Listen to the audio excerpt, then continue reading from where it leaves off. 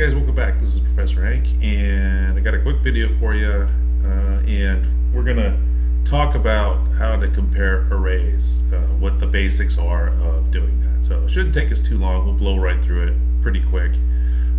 Big thing is that when you're comparing arrays, you have to determine, well, what does it mean for one array to be equal to another, or what does it mean for an array to be less than another, right? So you have to figure that out, and once you've made that determination,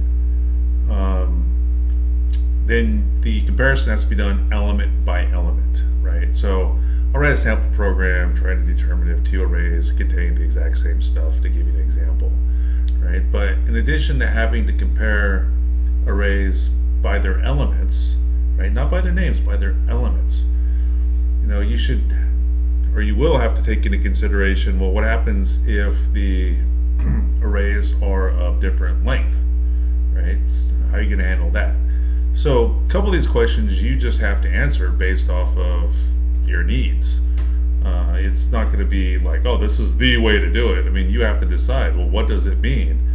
So the answer is going to be, well, it depends. Depends on what the problem is that you're trying to solve, right? What does it mean for two arrays to be the equivalent? What does it mean for, one to be less than the other? You have to decide that and then write code to deal with it accordingly. All right, so let's look at a program example of this, right? So what I'm going to do here is I'm going to write a program that's going to determine if two arrays are the same, right? So in order to do that, I'm going to have to define what it means for arrays to be the same. And let me explain to you why I have to make that definition and why I'm going to have to write the code that I'm going to write, right? So let's say that you had two variables, A and B, right? And you wanted to determine if they contain the same values. So you could just do something like this. If A equals B, then see out they're the same, right? Fine, no problem. It's just a simple comparison, right? You're used to doing that with regular old variables. No problem, fine. Okay, now that's not going to work with arrays, okay? So let me go ahead and create a couple different arrays here and show you why. Okay, so I'll create one array that's got 3 values in it, and I'll use an initialization list for that. Okay, and then I'll create another one with the exact same initialization list. Okay, so array A has 8, 6, 7 in its respective elements. Array B, same thing, right? So if line 14, if this A equals B worked for arrays, then I should see they're the same as part of my output, right? But I don't, okay?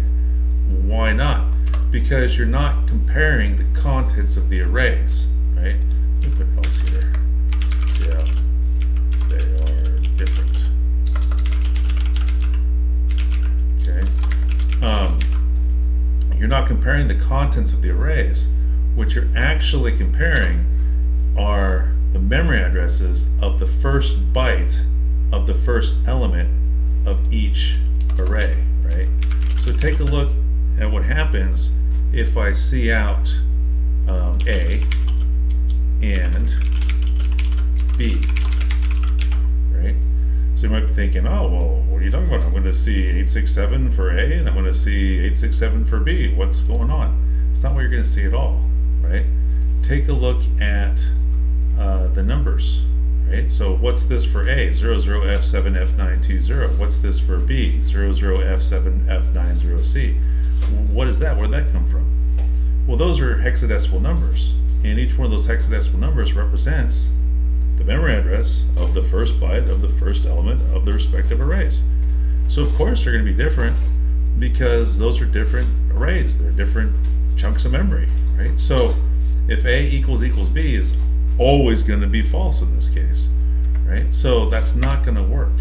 So what we have to do is we have to define some rules for what we consider two arrays to be the same, or how we want to do our comparison. Here I want to compare if they're the same or not, right?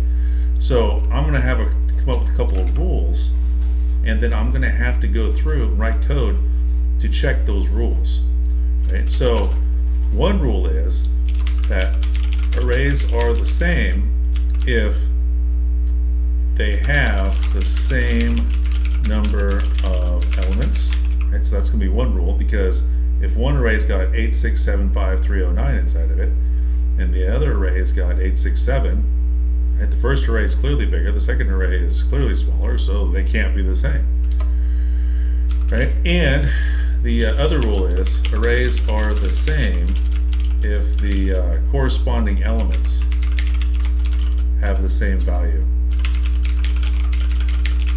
Right? So you can see, visually by inspecting line 12 and 13 that these arrays are the same according to my definitions, because look at the initialization list, 8, 6, 7, right? So same number of values, and the values element for element are the same. So A of 0, 8, B of 0, 8, same. A of 0, 6, or excuse me, A of 1, 6, B of 1, 6, same, and so forth, right? So you can see that, but the computer can't see that. So programmatically, we have to go through and we have to do this evaluation. We have to do these checks, right? So I'll do number 2 first, okay? Now, the way this algorithm is going to work, the way I'm going to do it, is that I'm going to use a flag variable here, okay? So I'm going to create a variable. I'm going to say Boolean is same, right? And I'll start off by assuming that the two arrays are in fact the same, right? That would be comparing. Okay, so we'll start off with that assumption. Then what I'll do is I'll go element by element, okay, comparing each element, right? So if A of I does not equal B of I, so anytime that I look at corresponding elements in the two arrays and they're not the same, right? As soon as that's true, that means that the whole array is not the same. Okay, so what I can do then is I'll change is same to false, right? So now, once I've gone through this for loop, right, is same is either going to remain unchanged, as is the case with the A and B arrays here, or is same is going to be changed to false if any one of those elements are different. Okay, now for my if else down here, I'll change the A equals B to is same, right? So if they is the same, then we'll print out they're the same. Otherwise, we'll print out they are different. Okay, so let's go ahead and run that, test it. So you can see now they're the same, right? Because this if statement in the body of the for loop never, ever, ever evaluated the true, right? It was never the case that A of I and B of I were not the same. So is same didn't change. Now, if I had a different value here, let's say that I had 2, right? Then on the third repetition, that if statement is going to evaluate to true, which is to say if A of I does not equal B of I, right? And so as soon as that became true, is same changed from being true to false. So when the loop was finished, if is same, this if statement evaluated to false, so we kick down to the else, and we print out they are different. Okay. Now, what if I had a difference in the first element, right? Now, the way this code works is that all 3 elements of both arrays are compared against each other. Now, clearly, after looking at the first elements in each array, you can tell that they're different. Clearly, they're different, the 8 and the 1, right? So, what's the point in continuing the loop, right? As soon as you see that there's a difference, they're different. We don't have to check to see if 8 and 1 are different, and if 6 and 6 are different, if 7 and 2 are different, if 8 and 1 are different. Because remember, by my definition, arrays are the same if the corresponding elements have the same value. Well, as soon as the first element, right? Those first two elements, the first one in A and the first one in B, as soon as I detect that they're different, as soon as this test expression is true, well, they're different, right? So why continue evaluating the second and third elements of each array? So what I'll do is, just to make it a little bit more efficient, is I'll say, well, is same is equal to false, and let's just break out of the loop. It's pointless. There's no point in continuing on. We don't need to, right? So I'm still going to get the same result, but I'm going to have a fewer number of repetitions, right? So I'll print out I just to show you how I is changing. You can see that we're only going to see that the one time, right? Because as soon as we detected that it was they were different, as soon as that if statement became true, loop was over. Now, if the first two elements of each array are the same, well, then you just keep on going, right? Keep on going. You can see there's the 1, there's the 2, there's the 0, because that had all 3 repetitions. But we still were able to detect on that last repetition that they were different. And then we set is same to false, so that way our test expression at the very bottom down here, or our if-else statement down here, was able to give us the right output. Okay, so that takes care of what I would need to do for rule number 2, right? But what if array A had an extra number, right? Well, now we got some problems, right? Because depending on how you set up your for loop, if I leave it the way it is, and let's say that the third element had the same value, right? My for loop's only repeating 3 times. Okay, so it's going to compare the 8s, it's going to compare the 6s, it's going to compare the 7s, and then it's done, right? So the way it's written right now, they're the same, but they're not the same, right? Because my loop terminated a repetition too early. Now, if you were to say, well, I got to go 4 repetitions, I got to compare the 5 also, I got to take that into consideration. I got to take that into consideration. Take it into consideration against what?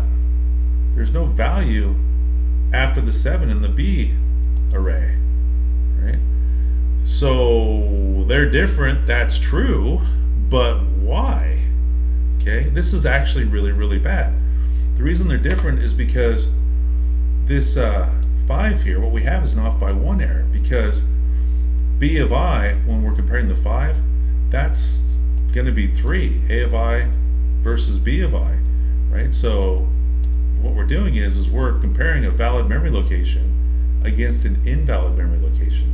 There is no B of 2, right? There's that doesn't exist. It's past the end of the array.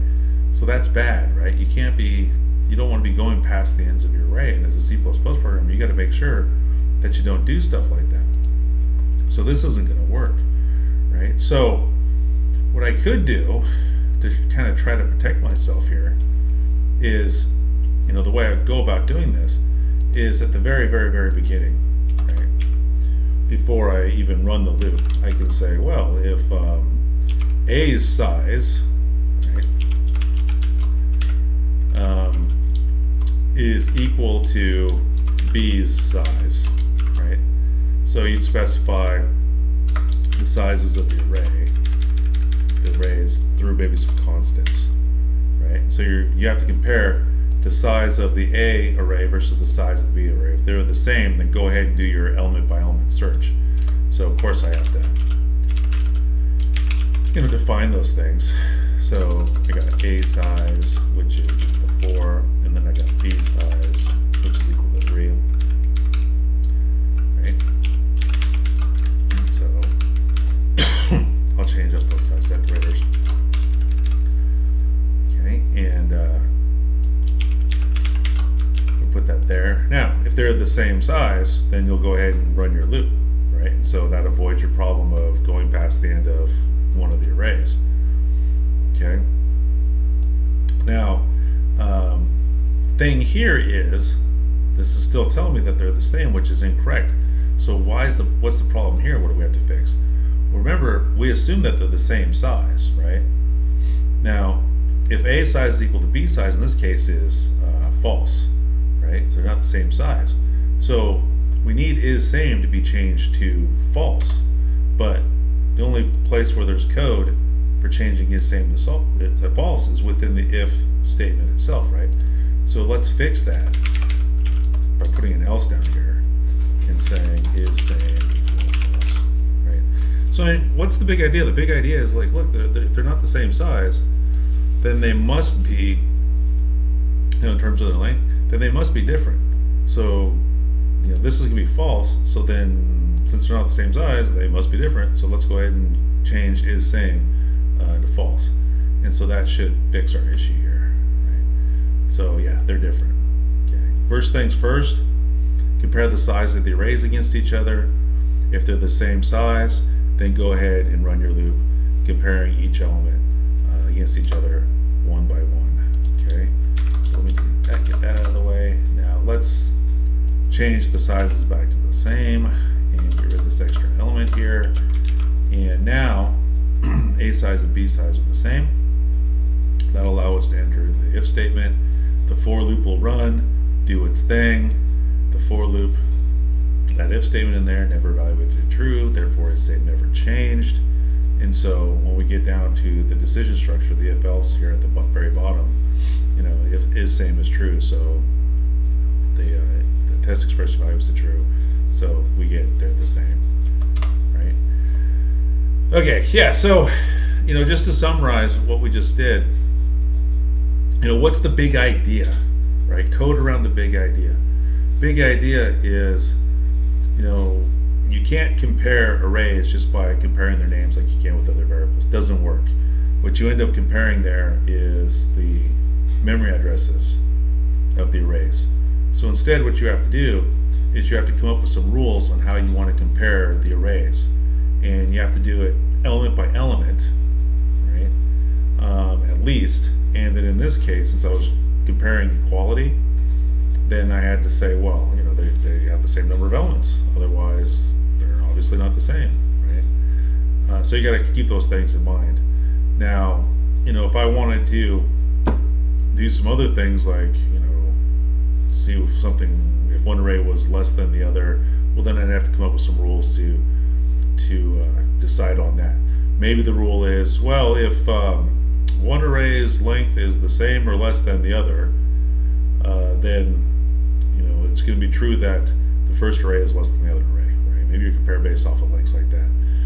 Or maybe you say, well, if all of the values in the first array, if they sum up to a total that's less than all of the values in the second array, then the first array is smaller, right? So, you just have to come up with whatever criteria you want to use to evaluate the arrays, okay? So the big thing is, though, you can't just say, no comparing them like you did with regular variables. No, 9, yet, right? You can't do this, okay?